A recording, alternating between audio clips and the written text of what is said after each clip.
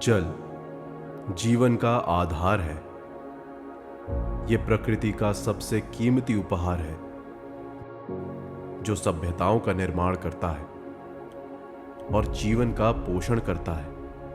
धरती पर हर प्राणी की सांस, हर बीज की हरियाली और हर घर की मुस्कान जल से ही जुड़ी है। सोनभद्र उत्तर प्रदेश का क्षेत्रफल की दृष्टि से दूसरा सबसे बड़ा जनपद, जो अपने समृद्ध इतिहास और प्राकृतिक संपदा के लिए जाना जाता है। 4 राज्यों की सीमाओं से सटे इस जनपद को एशिया की ऊर्जा राजधानी भी कहते हैं। यहां बहने वाली सोन नदी के नाम पर इसका नाम सोनभद्र पड़ा। सोनभद्र का सर्वाधिक क्षेत्र जंगलों व खूबसूरत पहाड़ियों से घिरा है, जिस वजह से यहां कृषि योग्य भूमि सीमित है और वर्षा जल पर निर्भरता अधिक रहती है। बरसात के बाद भी जल का ना रुक पाना खेतों, पशु पक्षियों और गांवों के लिए चुनौती बन जाता है।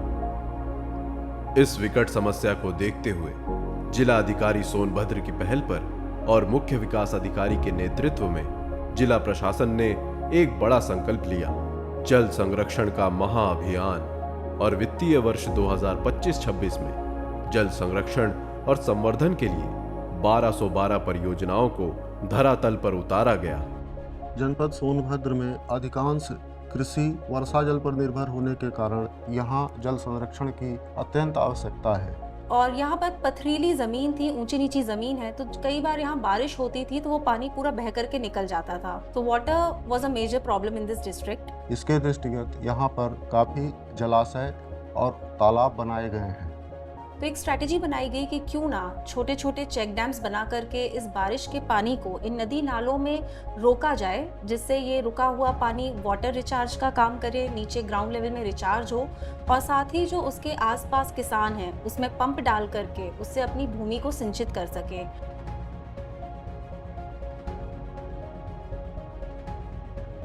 ग्राम विकास विभाग द्वारा मनरेगा योजना के अंतर्गत 84 स्थानों पर चेक डैम की स्थापना की गई है और इसको इस वित्तीय वर्ष में 25-26 में पूरा किया गया है।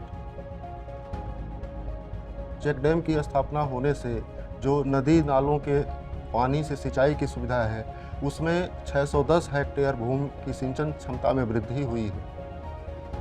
इसी के साथ साथ लघु सिंचाई और भूमि संरक्षण विभाग की योजनाओं के अंतर्गत भी चेक डैम का निर्माण किया गया। जब ये चेक डैम नहीं बना था उसके पहले जब बरसात होती थी तो यहाँ पे पानी जब नाला से आता था तो नीचे नदी में चला जाता था। जब से चेक डैम बना है, पानी इसमें रुका है, तब तक हम लोग किसान लोग मोनोब्लॉक या किसी साधन व्यवस्था से हम लोग ले जाके सींच भर रहे हैं, अपना धान खेती कर रहे हैं। इस चेक डैम के जो पानी रुका हुआ है इससे हम लोग 60-70 किसान फायदा ले रहे हैं। जो सरकार का मंशा था खेत का पानी खेत में, वास्तव में नहीं, ये पानी जो है जब फालतू बह जा रहा था ना, अब खेत में जा रहा है। इसमें का पानी सीधे खेत में जा रहा है। कम से कम उत्तर साइड में 1 किलोमीटर की दूरी पर 40-50 किसान लाभ ले रहे हैं इससे। यहाँ से कम नहीं तो 500-700 मीटर की दूरी पर पानी ले रहा है और 60-70 हेक्टेयर जमीन होगा। बरसात का पानी जब पहले हो जाता था ना तो पानी सूख जाता था, लेकिन अब हमको विश्वास है कि पानी मार्च तक से कहीं खत्म नहीं होगा और जो जमीन और इसके बाद बरसात के बाद असिंचित रह जाती थी, अब सिंचित करके लोग गेहूँ बोलेंगे। कई स्थानों पर बंधी का निर्माण किया गया है, जिससे जो कृषक हैं वो आवश्यकता अनुसार सिंचाई की सुविधा का उपयोग कर सकते हैं।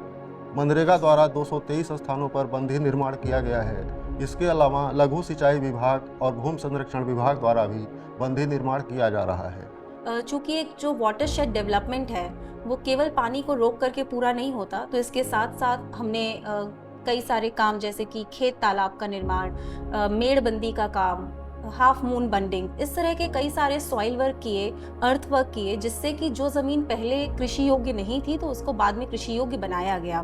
खेत तालाब से जो है हम लोगों का लाभ करीब 10 हेक्टेयर का खेती हो रहा है और इससे फ़ायदा है। पहले नहीं होता था, पानी नहीं था, बावली नहीं बना हुआ था तो दिक्कत था, खेती हम लोग नहीं उपजा पाते थे। अब इससे हम लोगों का लाभ है जो कि खेती कर ले रहे हैं अभी साग सब्जी का, और जौ गेहूँ हो गया, चना हो गया, यहाँ से मोटर लगाकर और पाइप लगाकर खेत तक पानी ले जाते हैं। मनरेगा योजना में व्यक्तिगत तालाबों की भी खुदाई की गई है, जिससे भूगर्भ जल स्तर अच्छा हो जाए और संबंधित कृषकों को सिंचाई की सुविधा उपलब्ध हो। हमारे मानमती नाम है, जंगल का निवासी हैं, मनरेगा काम कर रहे हैं, गांव में तालाब कोड़वा रहे हैं, समय से पैसा खाते में आ जाता है। मनरेगा योजना में ही 379 ग्राम वन भी स्थापित किए गए हैं, जहां सघन वृक्षारोपण का कार्य कराया गया है और इनका भी योगदान भूगर्भ जल में सुधार के लिए बहुत ही अच्छा है। जो ग्राम सभा में सरकारी भूमि उपलब्ध है तो उसको क्यों ना चिन्हित करके, उसको फेंस करके वहाँ पर अंदर फलदार वृक्ष लगाए जाएं। उसमें मनरेगा योजना के अंतर्गत केयर टेकर रखने की व्यवस्था भी दी गई है, तो उसके माध्यम से इनको ग्राम वनों के रूप में डेवलप करें, जहाँ पर फलदार वृक्ष लगें, लोगों को हरियाली के प्रति जागरूक किया जाए और साथ ही ये वाटरशेड कंजर्वेशन का भी एफॉरेस्टेशन एक अहम हिस्सा है। ये पहाड़ी पहले से ही बंजर थी और हमारे ग्राम पंचायत जुगल की मदद से इसमें पौधा लगाने का कार्य किया गया और इसमें 15,000 पौधे लगाए गए हैं और इसकी मदद से हमारे गांव घर के लोग की बहुत इसमें ज़रूरी थी, क्योंकि हमारे यहाँ के लोग जो श्रमिक है उसे काम भी करने का मौका मिला और हमारे यहाँ पर बीच गांव में भी है, इसको फ़ायदा होगा हम लोग को। और हमारे तरफ ये ट्रेंच खोदा गया है, ट्रेंच सब वर्ष खोदा जाए क्योंकि पानी रुकने का कार्य किया जाएगा। इसी की वजह से पौधा आगे और मजबूत होगा और बढ़ेगा। इसके अलावा हम लोगों ने इस वर्ष बेलन नदी के पुनरुद्धार का कार्य भी प्रारंभ किया है और नदी के किनारे तटों पर वृक्षारोपण भी सघन कराया गया है। धीरे धीरे इस नदी में पानी की मात्रा में वृद्धि हो रही है। वृक्षारोपण में भी ग्राम विकास विभाग मनरेगा द्वारा लगभग 35 लाख पौधों का रोपण इस जनपद में इस वर्ष किया गया है और उनकी जीवितता का प्रतिशत 99% है।